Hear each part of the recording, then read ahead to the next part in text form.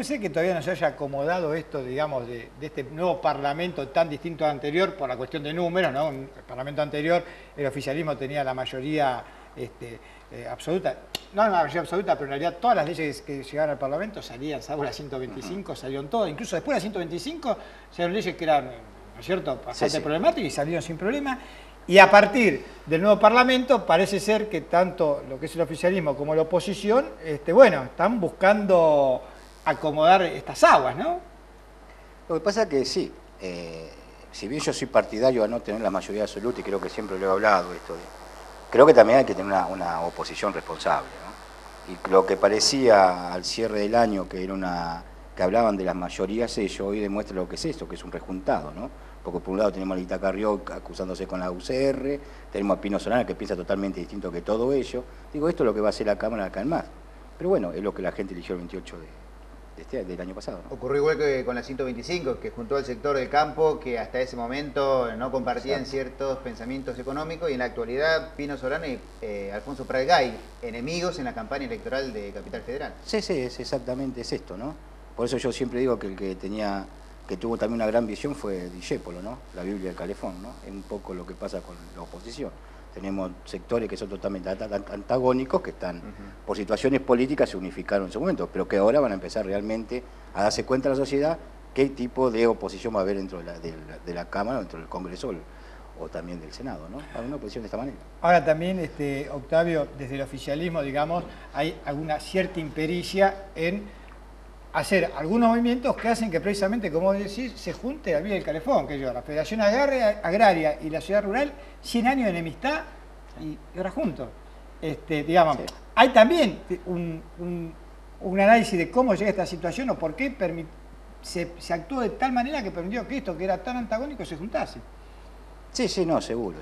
Pero creo que es porque se toman medidas muy de fondo, ¿no?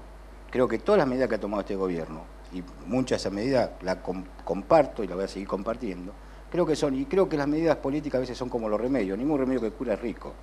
Digo que ninguna medida de fondo tampoco es popular, va a tener un sector que va a estar de acuerdo y un sector que no va a estar tan así de acuerdo. Pero creo que son medidas muy profundas, que son medidas necesarias para realmente tener un país distinto, ¿no?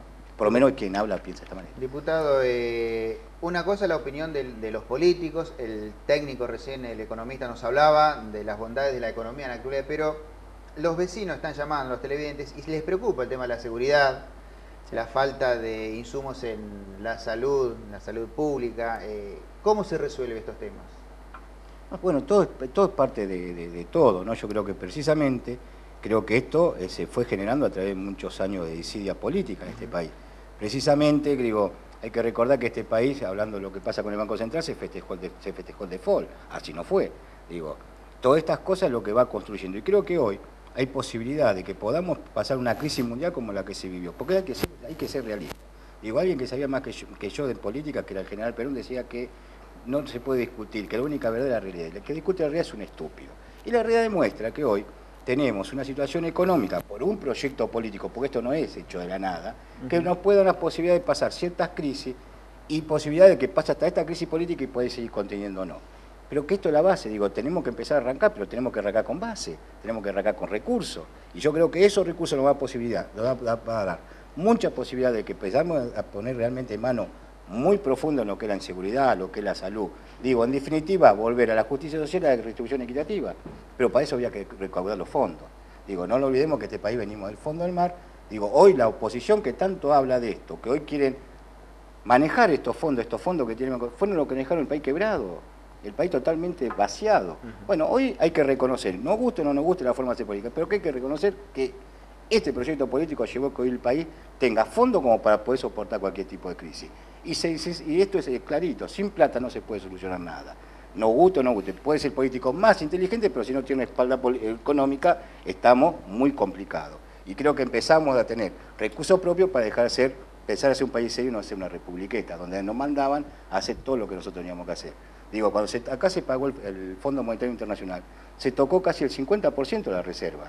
Y estaba este mismo presidente del Banco Central, y no pasó nada. Hoy esto era el 10% o el 12% de la reserva, y mire lo que está sucediendo. Tal vez también. Hay que entender que acá se han fugado por La consecuencia es lo que hace el Banco Central. Más allá que podemos estar de acuerdo en la forma, no discutámosla, pero digo, por la situación que hace Praga, se han fugado más de 2.000 millones de pesos.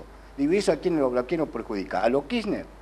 Perjudica al gobierno, a los gobiernos, perjudica al pueblo, perjudica al país. Entonces, estas son las cosas que también la sociedad tiene que enterarse. Que a través de un capricho que tiene un presidente del Banco Central, estamos perdiendo un montón de plata que es plata definitiva del pueblo argentino, ¿no? ¿Y cómo se destraba esto, Octavio? Yo creo que se destraba de la manera que se tiene que destrabar, pero acá tiene que entender que lo pone el gobierno, lo saca el presidente, redado, lo tiene el presidente del Banco Central, tiene que entender que lo pone el presidente y es una medida política. Digo, grosso error del oficialismo que fue y lo judicializó. Esto es un tema político, no es un tema penal. Digo, acá está el error que comete el oficialismo y cuando yo digo la responsabilidad de lo que tiene que tener la oposición. Digo, judicializa un tema que es político y entonces ahora vamos a pagar las consecuencias de eso. Y esto también hay que decir que se tiene que hacer responsable. Digo, esto era un tema político, se podía haber definido políticamente, no hacía falta judicializarlo. Digo, si bien la Carta Orgánica dice que este consejo que tiene supuestamente el Ejecutivo no es de resolutivo, ellos nada más que es pedir un consejo, después la decisión la tiene el Ejecutivo. Sí, por ejemplo, tienen la obligación de que la comisión dé su veredicto, pero después la atribución es del Ejecutivo. Es del Ejecutivo. Entonces estamos por un formalismo, estamos perdiendo cosas muy importantes. Pero muy interesante, vos decir, el tema de judicializar la cuestión política. Evidentemente la justicia lo que va a hacer es precisamente hacia la larga y parar la pelota y decir, bueno, arreglen la política y no nos metan a nosotros en este tema también, porque también creo que escapa a la justicia también la resolución de los temas políticos. Totalmente de acuerdo.